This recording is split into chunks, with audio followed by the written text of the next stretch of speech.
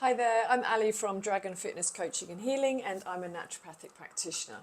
So today I wanted to talk through a little bit from a book by a gentleman called Lindlar. And he wrote The Philosophy of Natural Therapeutics, and he first published this in 1918, so over 100 years ago. And I was doing some studies into his work for some of my naturopathy studies that I'm doing. And I first read his book from cover to cover about 3 years ago, which was quite interesting, especially what was going on at that time. But I think it's even as valid today, considering what pushes are planned to be made probably over this coming autumn and winter. So I'm going to have to do a little bit of body language here, because certain things aren't able to be said on YouTube without me being taken off or taken down. So I think hopefully you'll understand what I'm talking about here. So what I'm going to do is I'm just going to read some parts of this book, and I'm going to put in a few kind of comments of my own as we go along. So enjoy. This is Jack and Nori time. So the pernicious after effects of upon the system are similar to those of the various serum and antitoxin treatments.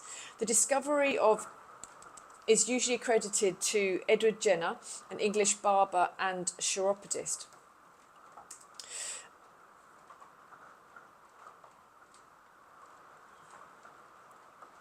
The doubtful honour, however, belongs in reality to an old Caucasian woman who, according to the historian Le Douay, in the year 1672, startled Constantinople with the announcement that the Virgin Mary had revealed to her an unfailing preventative against smallpox. Her specific was inoculation with the genuine smallpox virus, but even with her or the Virgin Mary, the idea was not an original one, because the principle of isopathy, basically curing a disease with its own disease products, was explicitly taught 100 years before by Paracelsus, the great genius of the Renaissance of learning during the Middle Ages. But even he was only voicing the secret teachings of ancient folklore, sympathy, healing and magic dating back to the Druids and seers of ancient Britain and Germany. The Caucasian seeress cut a cross in the flesh of the applicant and inoculated the wound with smallpox virus. Together with this, she prescribed prayer, abstinence from meat and fasting for 40 days. The fasting was undoubtedly the most efficient part of this treatment. Since at that time smallpox was a terrible and widespread scourge, the practice of inoculation was carried out all over Europe. At first the operation was performed by women and laymen, but when become popular and people showed themselves willing to pay for it, the doctors began to incorporate it into their regular practice. Popular superstitions ran a course very similar to that of epidemics. They have a period of inception, of virulence and abatement, and they die as a natural result of their own falsities and exaggerations. It soon became evident that inoculation with the virus did not prevent smallpox, but on the contrary frequently caused it, and therefore the practice gradually fell into a state of innocuous desuetude. He speaks in Old English, so if I stumble over some words, it's because I don't have a clue what that word means. To be revived by Edward Jenner about 100 years later in a modified form. He substituted cowpox virus for smallpox virus. Modern allopathy, basically Western doctors, in applying the isopathic principle, gives large and poisonous doses of virus, lymph, serums and antitoxins, while homeopathy, as did ancient mysticism, applies the isopathic remedies in highly diluted and triturated doses only. From England, vaccination gradually spread over the civilized world, and during the 19th century, the smallpox disease constantly diminished by virulence and frequency until today it has become comparatively rare.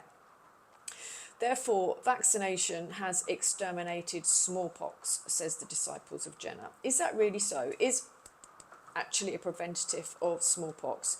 This seems very doubtful, especially since the advocates of themselves do not believe it. What? I hear them say, we do not believe in our own theory.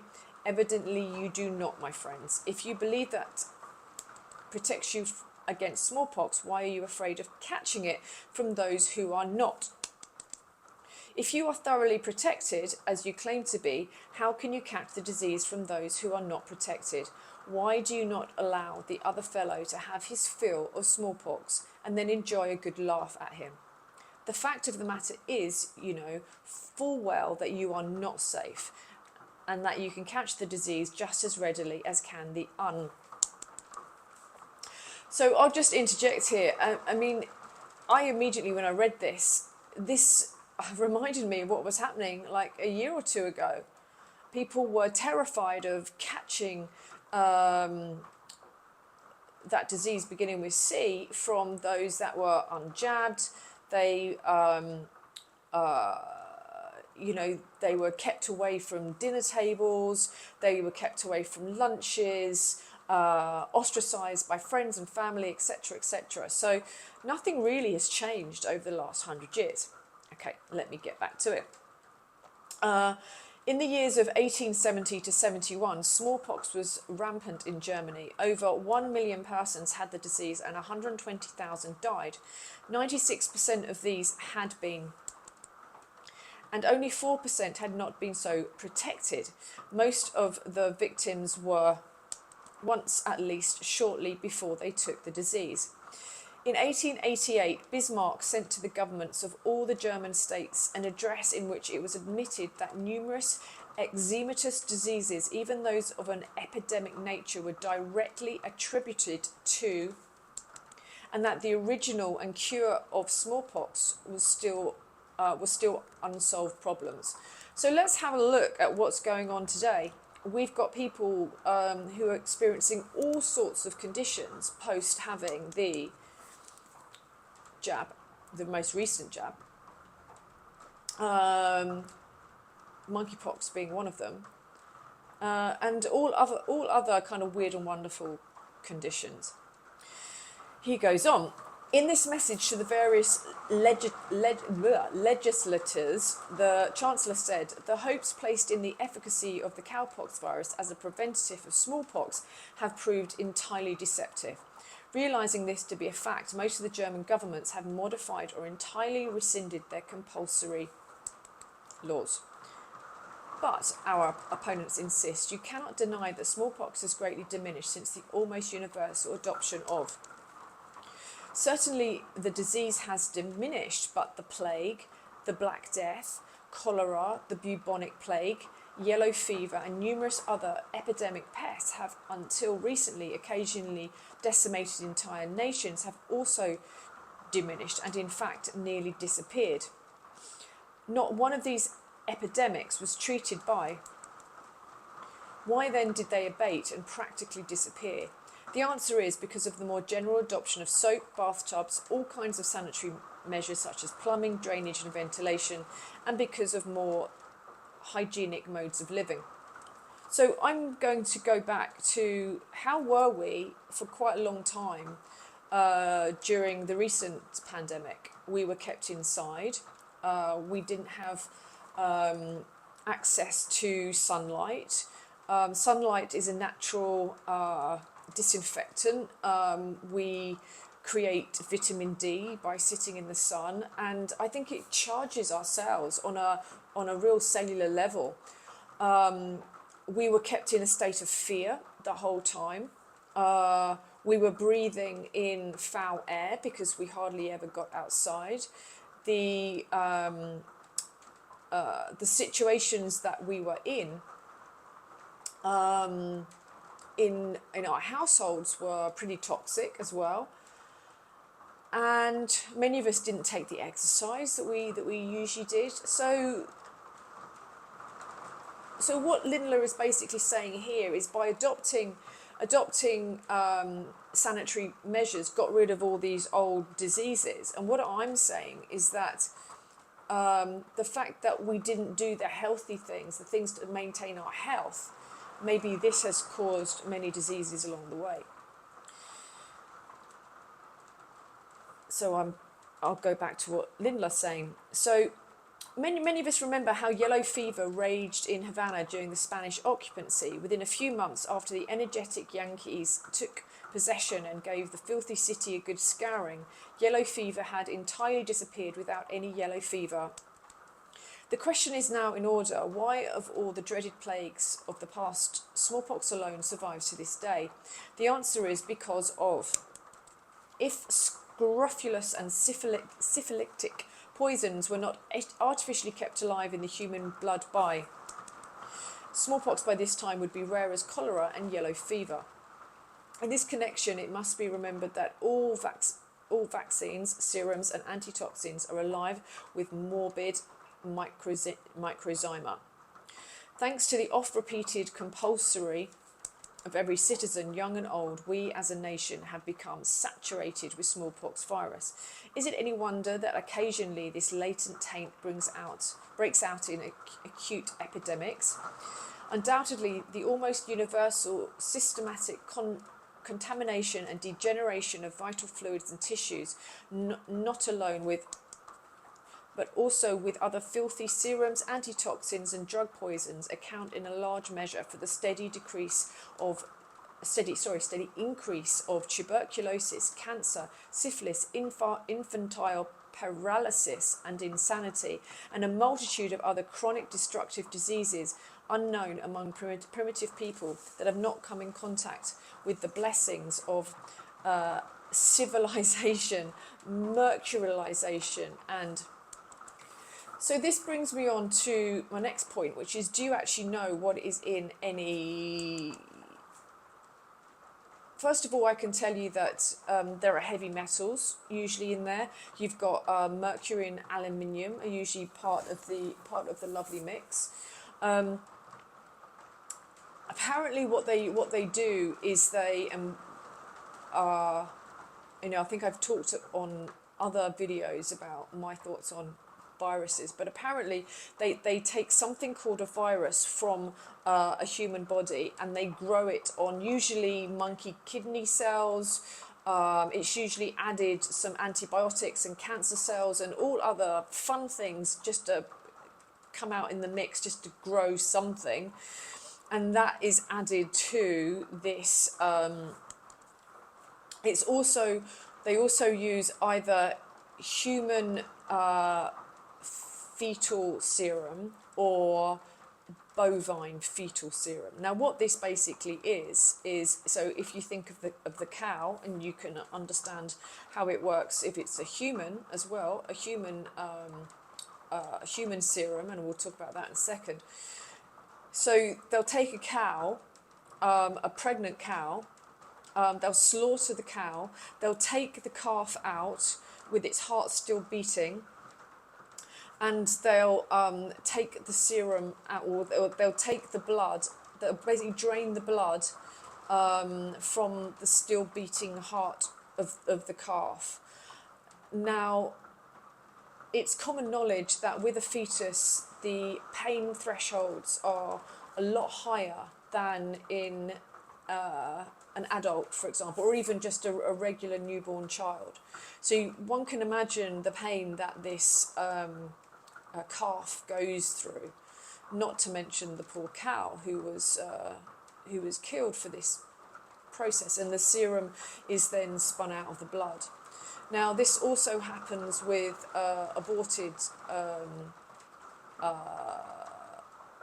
fetuses as well, human aborted fetuses.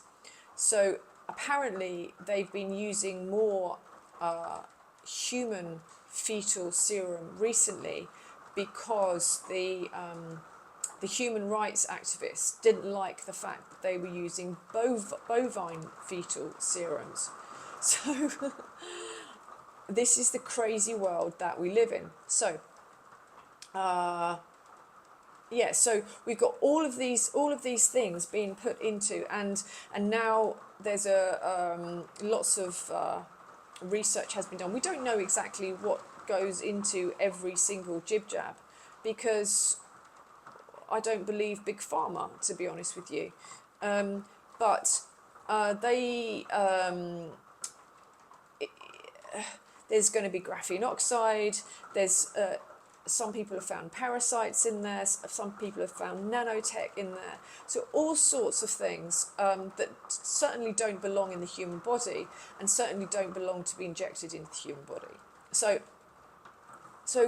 going back to what Lidler was saying about the cause, these are then causing all these other problems later down the track.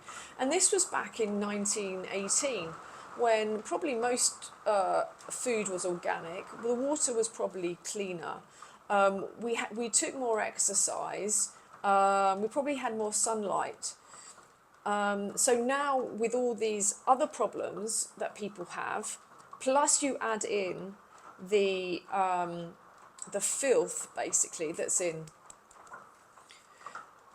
and you add in all these other problems, this is why everybody is getting sick these days. It should be no surprise to anybody to start joining these dots. Anyway, he goes on.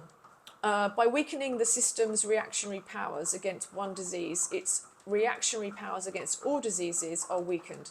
In other words, creating in the body a form of chronic smallpox by means of favours the development of all kinds of chronic diseases.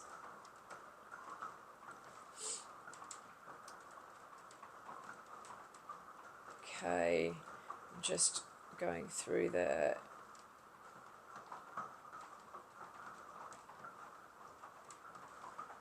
So he says, at present, the trend of allopathic medicine is undoubtedly toward the serum, antitoxin and treatment. And nothing really has changed, to be honest, since he wrote this. In fact, it's just ramped up even more.